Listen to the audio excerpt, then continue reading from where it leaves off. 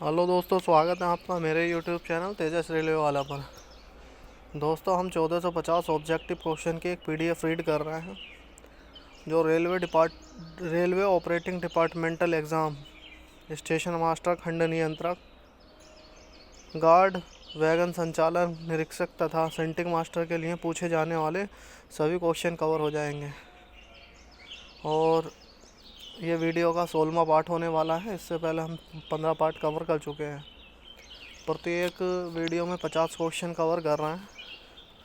PDF की ख़ास बात यह है कि ये हिंदी और इंग्लिश दोनों में देखने मिलेगी आपको।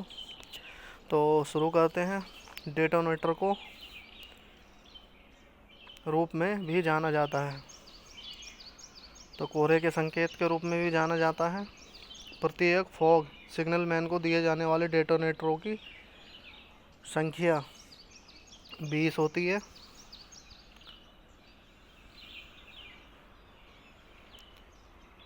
FSSC से FSP की दूरी 270 मीटर।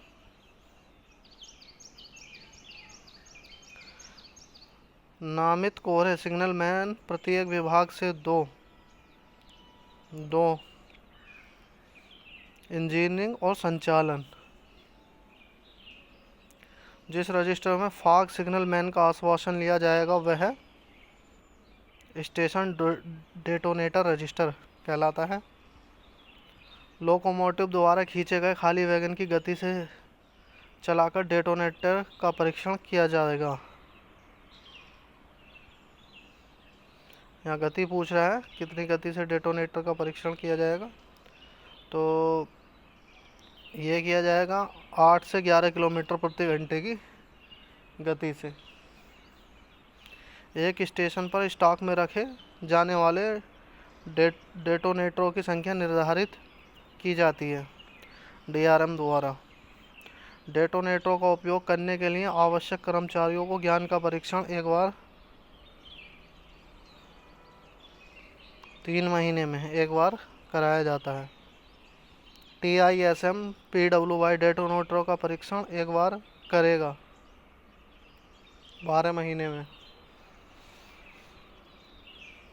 2010 से पहले निर्मित डेटोनेटरों का एक सामान्य जीवन 7 साल होता था। 2010 से पहले 2010 के दौरान और उसके बाद निर्मित एक डेटोनेटर का सामान्य जीवन काल 5 वर्ष। डेटोनेटरों के सफल परीक्षण के बाद एक्सटेंशन की अधिकतम संख्या है 3। आने वाली ट्रेन को दिन के दौरान एक बाधा के बारे में चेतावनी देने के लिए इस्तेमाल किया जाएगा लाल झंडी। जब कोई भी सिंगल पॉइंट ब्लॉक उपकरण खराब होता है तो एसएम को एक प्रविष्टि करनी होती है। तो यह एसएनटी विफलता रजिस्टर में।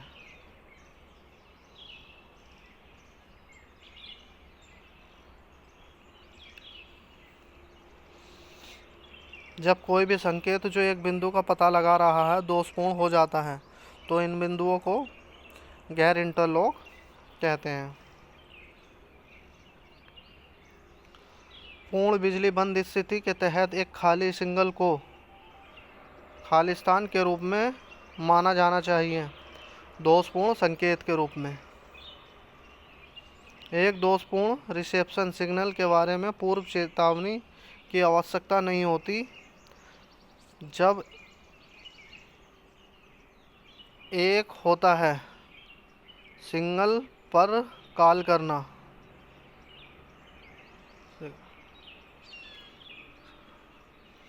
जब खराब होम सिग्नल के बारे में पूर्व चेतावनी दी जाती है तो एलपी द्वारा प्राप्त होने पर ऐसा सिग्नल पास कर सकता है। दोषपूर्ण सिग्नल के पैर में पीएचएस लाइन क्लियर देने से पहले श्रेणी ए स्टेशन पर लाइन को एफएसएस से परे तक साफ किया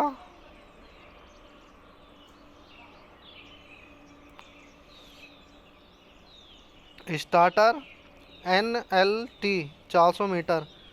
तो इसका ऑप्शन सी सही है, या तो ए या बी। दोनों में से कोई एक दोषपूर्ण रिसेप्शन सिग्नल पास करने के लिए अग्रिम प्राधिकार है। तो है टी 369 एक।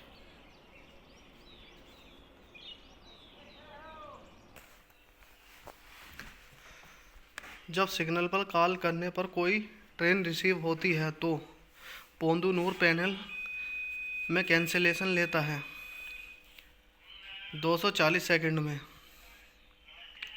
एक्सेल काउंटर को केवल यह सुनिश्चित करने के बाद कि रीसेट किया जाएगा कि निगरानी वाला हिस्सा खाली है। जब भी लूप लाइन के लिए प्रदान किए गए एक्सेल काउंटरों को रीसेट किया जाना है, यह एक के साथ ड्यूटी एसएम द्वारा किया जाना चाहिए। ऑपरेटिंग अधिकारी एसएनटी अधिकारी, ऑप्शन सी सही है, ए या बी। ऑप्शन ए या बी दोनों में से कोई एक। दोषपूर्ण स्टार्टर सिग्नल, यदि यह एलएसएस नहीं है, पारित करने का अधिकार है। तो यह है स्टार्टर के नीचे कॉलिंग बंद हो गई है। B T 369 3B plus PHS। तो इसका ऑप्शन सी सही है, ए या बी। एलपी को दिया गया अधिकार जब आईबी दूर का सिंगल प्रेषण से पहले ऑफ स्थिति में विफल हो जाता है। तो इसके लिए PLC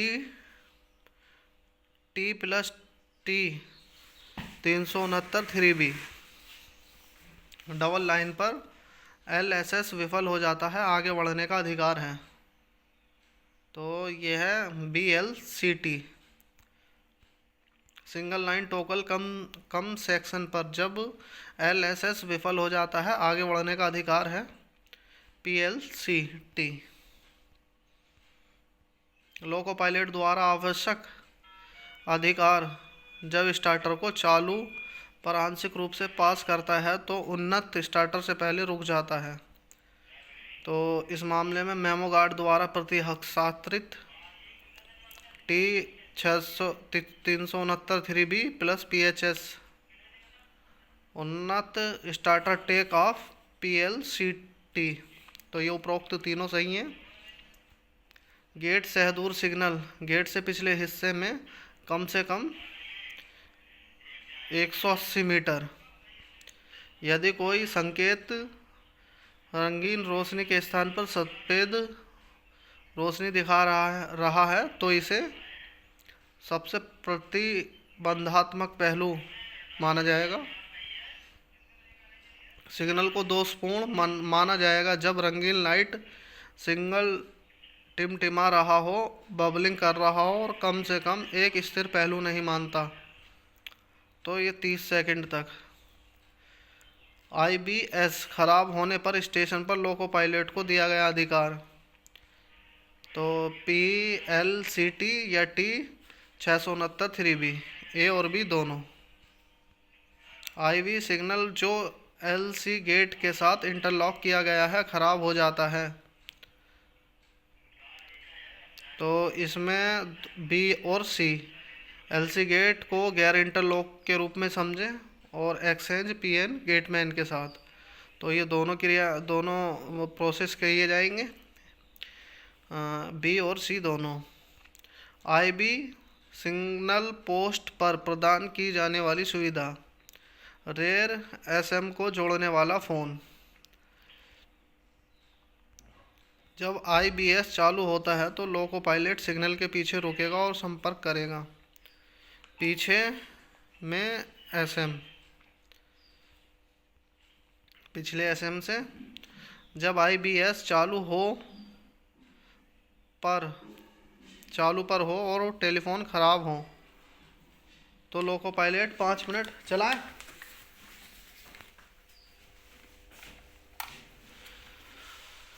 तो लोको पायलट 5 मिनट प्रतीक्षा करने के बाद जब दृश्य स्पष्ट हो, अगले स्टॉप सिग्नल तक स्पष्ट ना हो तो आगे बढ़े। अधिक गति से, तो ये होगा 15/8 किलोमीटर प्रति घंटा।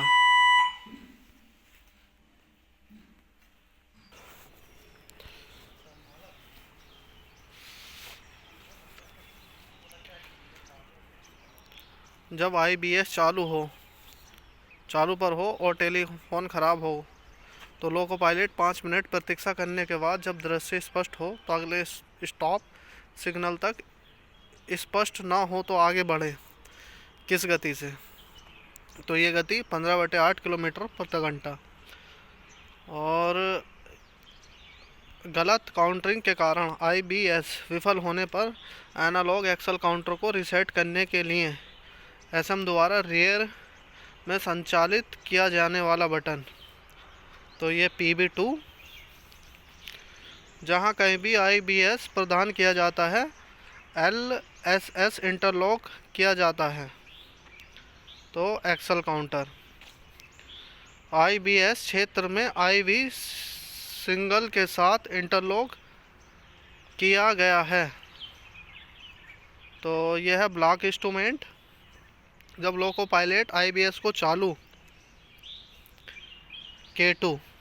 K1 जब लोको पायलट LSS को ऑफ पोजीशन में पास करता है तो जो संकेत दिखाई देता है वह है K2। जब लोको पायलट LSS को ऑफ पोजीशन में पास करता है तो K2 इंडिकेशन देगा, जो वापस डालने से सामान्य हो जाएगा। तो LSS नॉब जब लोको पायलट IBS को ऑफ स्थिति में पास करता है तो जो संकेत दिखाई देगा वह है K3। जब लोको पायलट IBS को ऑफ पोजीशन में पास करता है तो K3 इंडिकेशन दिखाई देगा, जो वापस रखकर सामान्य हो जाएगा। तो ये है IBS नॉब। जब भी IBS या IB दूर के सिग्नल बल्ब को फ्यूज किया जाता है तो बजर के साथ जो सिग्नल दिखाई देता है वह है K4। ट्रेल्ड थ्रू पॉइंट के ऊपर किसी भी परिस्थिति में ट्रेन नहीं होना चाहिए। तो ये समर्थित नियंत्रण कार्यालय पर स्टेशनों पर एक सामान्य कॉल द्वारा प्रतिदिन मानक समय की सूचना देनी चाहिए। तो 16 घंटे पर यानी 16 बजे सभी SMS को 16 बजे सही करना चाहिए और एक प्रविष्टि करनी चाहिए। तो ये करनी चाहिए TSR स्टेशन डायरी में। ODC को केवल पूर्व मंजूरी के साथ परिवहन के लिए ट्रेन द्वारा संकलन करने की अनुमति दी जाएगी PCOM द्वारा। घने कोहरे के दौरान एब्सोल्यूट ब्लॉक सिस्टम पर ट्रेन की अधिकतम गति सीमित होगी, तो ये 75 किलोमीटर प्रति घंटा होगी। तो दोस्तों ये हमारा 16वां पार्ट कंप्लीट हो गया है। वीडियो अच्छा लगा है लाइक कर दीजिए और चैनल सब्सक्राइब कर लीजिए। धन्यवाद।